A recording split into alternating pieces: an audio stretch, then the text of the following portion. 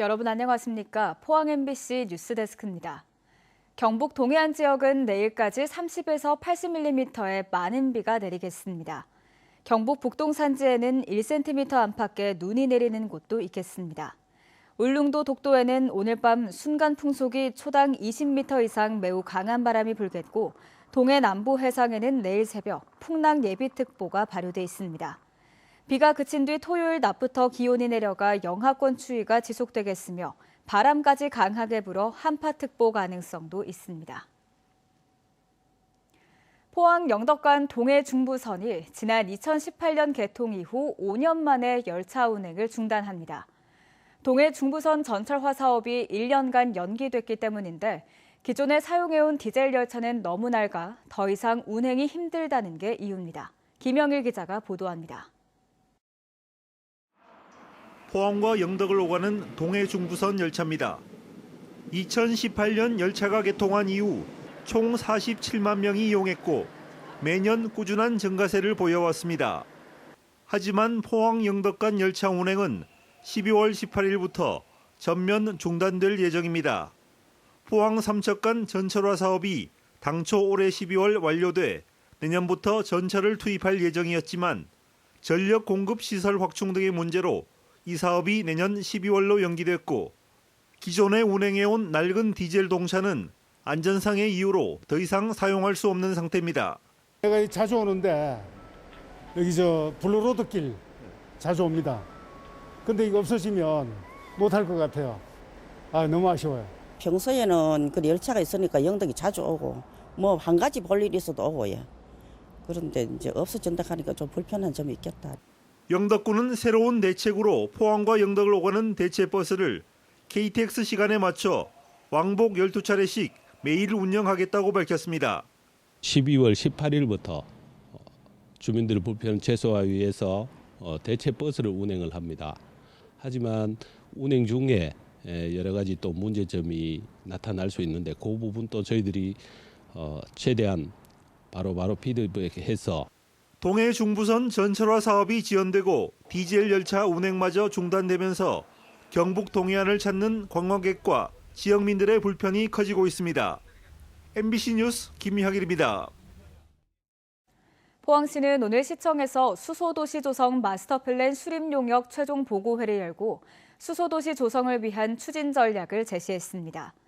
포스코를 중심으로 한 수소 생산기지 구축, 수소 배관 16.7km 설치, 수소버스 신규 보급, 수소 인플라 통합관리 인프라 구축 등을 주요 내용으로 담고 있습니다. 시는 내년부터 본격적으로 수소 공급망 구축에 나설 계획이며 연료전지 및 수소버스 보급에도 속도를 낼 방침입니다. 포항 지진 손해배상 판결에 대한 시민들의 관심이 뜨겁습니다. 주소지가 포항이 아니었어도 소송에 참여할 수 있는 건지, 얼마를 받게 되는 건지 관련 궁금증도 커지고 있는데요. 오늘 포항 MBC 시사 프로그램 시사날에서 관련 궁금증들을 풀어봅니다. 박성화 기자입니다. 추가 소송과 관련해 현재 최대 관심사는 소송 대상에 해당되는지 여부입니다. 지진 당시 포항에 거주한 것으로 인정돼야 하는데 원칙은 주민등록 초본을 기준으로 보지만 예외가 있습니다. 우선 초본상 포항에 주소지를 뒀더라도 지진 당시 포항에 없었다면 받을 수 없습니다. 정부가 직접 사실조회를 통해 이 부분을 확인합니다. 근로복지공단이 아니라 국방부, 의료보험공단 등등의 사실조회를 해서 초본상에는 포항에 주소지가 있지만 그 당시에 타지 직장이 있었다든지 그런 분들은 초본상 있어도 청구가 인용이 안 됐습니다. 반대로 주소지가 포항이 아니었더라도 실제로 포항에 있었다는 사실이 확인되면 인용될 수 있습니다. 관리사무소 소장이 확인해 준 경우에도 인용된 사례가 있고요. 초본상에는 전혀 없는데 그 재직증명서라든지 그걸 명확하게. 소멸시효도 주요 쟁점입니다. 지난 2019년 정부 조사단 발표를 기준으로 내년 3월 20일을 소멸시효로 보는 게 현재 주된 추정인데 명확한 해석은 없는 상황이기 때문입니다. 다만 변수가 생길 수 있기 때문에 3월 20일까지로 판단하고 참여하는 것이 권고되고 있습니다. 우리가 소극적으로 이걸 판단해야 됩니다. 만약 이렇게 생각하다가 또 지금은 가능할 수도 있다고 얘기를 하다가 소멸시효가 임박해서 시민들이 5만 명, 10만 명이 시민 소송에 동참하지 못하면 그걸 누가 책임질 것이냐. 최종 수령액은 실제 판결로 나온 금액보다 더 높아질 수 있습니다.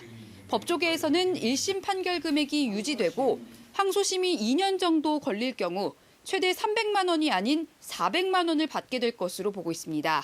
지연 이자가 붙기 때문입니다. 재판 진행 중에는 5% 정도의 이유를 붙이고 항소를 하면 너희들이 이미 1심 판결이 났는데 왜 항소를 하느냐에 대해서 징벌적 의미에서 연 12% 정도 이유를 붙이는 것이죠. 정부가 일괄 배상에 대한 의지를 보이지 않고 있는 상황. 50만 시민들의 참여가 더욱 중요한 시점이라는 한 목소리가 나오고 있습니다. MBC 뉴스 박성화입니다. 만년 전부터 동해 후포 분지에 쌓인 해양머드로 기능성 화장품을 만드는 기술이 개발됐습니다.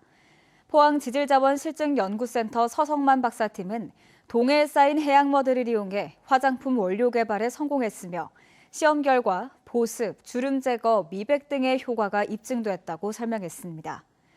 연구팀은 후포 분지 해양머드를 활용해 세안제와 마스크팩 등 다양한 화장품을 개발할 계획이라고 밝혔습니다. 현 정부 들어 교육 정책의 주도권을 중앙에서 지방으로 넘기는 작업이 계속되고 있습니다.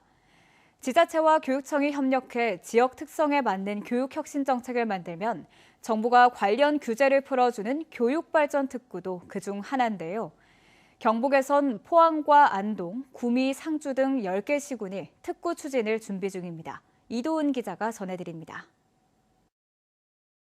전국을 순회하며 교육발전 특구 설명회를 이어가고 있는 이주호 교육부 장관이 이번에는 안동을 찾았습니다.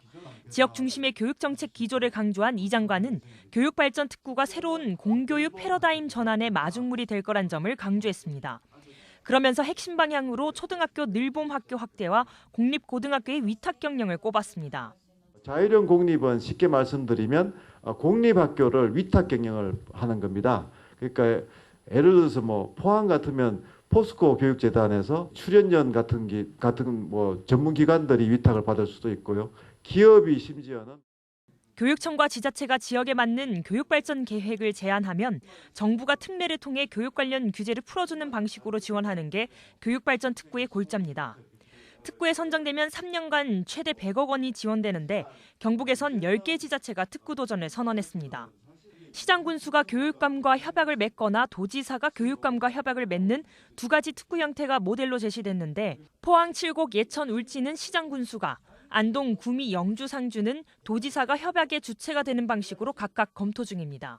먼저 지역의 특성을 최대한 살리고 지역 산업과 대학 그리고 초중고를 연계해서 우리 학생들이 지역 대학에 진학을 하고 지역에 정주하는 방향으로. 앞서 지난달 경상북도와 경북교육청은 행정부지사와 부교육감을 공동단장으로 하는 특구 전담팀을 구성하고 경북형 특구 모델 발굴에 착수했습니다. 다만 특구와 비특구 지역 간 교육 격차가 비특구 지역의 소멸을 가속화하거나 특구 내에서 학교 간 서열화를 촉발시키는 등의 우려되는 부작용을 최소화하기 위해선 섬세한 접근이 필요하다는 지적도 있습니다. MBC 뉴스 이도은입니다. 에이펙 유치 경주 범시민 추진위원회는 오늘 100만 명 서명부를 경주시에 전달했습니다. 추진위원회는 지난 9월 7일부터 지난달까지 85일 동안 경북은 물론 전국의 기관단체, 해외 거주민까지 모두 146만 3천여 명의 서명을 받았습니다. 경주시는 서명운동 유공자 48명을 표창했고 앞으로 서명부를 국회와 외교부 등에 전달하고 공모 신청 절차를 준비할 예정입니다. 포항시는 조기 경쟁 입찰을 통해 내년도 음식물 처리 비용을 올해보다 15억 원 아꼈다고 밝혔습니다. 포항에는 음식물 쓰레기 처리 시설이 없어 지난해의 경우 대행업체에 127억 원을 주고 포항에서 발생한 음식물 쓰레기를 충북 청주와 충남 아산까지 보내 위탁 처리했습니다. 2025년부터는 도시 자체에서 음식물 쓰레기를 처리하지 못하면 과징금을 내야 해 포항시는 새로운 음식물 쓰레기 처리장 입지 선정에 나섰지만 해당 시설을 받으려는 지역이 없어 어려움을 겪고 있습니다. 포스코홀딩스는 배터리 소재 강소기업과 리튬 생산 공정 핵심 부품인 전기 투석막 국산화에 성공했다고 밝혔습니다. 포스코홀딩스는 지난 2021년부터 전기 투석막 개발에 들어가 국산화에 성공했으며 내년부터 수산화 리튬 생산 공장에 적용할 예정입니다. 포스코홀딩스는 오는 2030년까지 리튬 생산을 42만 3천 톤까지 확장해 안정적인 배터리 소재 공급 능력을 확보할 계획입니다.